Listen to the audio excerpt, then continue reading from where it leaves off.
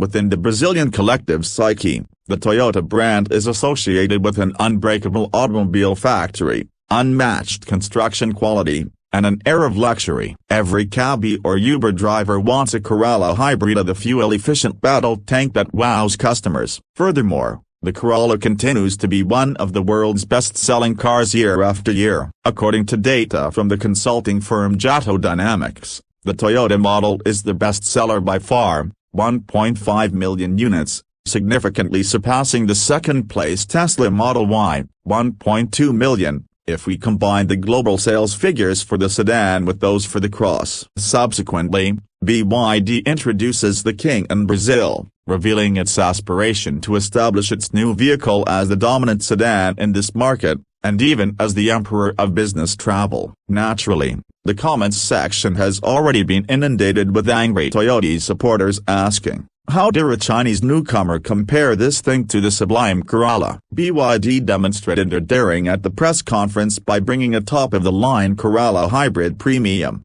$200,910, to compare with a King GL, a Chinese sedan priced at $175,800. Journalists were free to drive both vehicles in an abandoned S8-Sao Paulo mall parking lot and come to their own conclusions. As we mentioned, these were fast laps conducted in a parking lot, so any conclusions should be drawn with caution. However, we were able to gain a general notion of the tools at the novice's disposal to make his presence known to such a logical and conservative audience. BYD aims to surpass its competitors in the Corolla sector by 2024, with an average monthly sales figure of 2,600 in Brazil, making it the undisputed leader in this market. Former Toyota's fiercest competition, the Honda Civic, is now imported from Thailand and costs $265,900 in its current hybrid generation. As a result,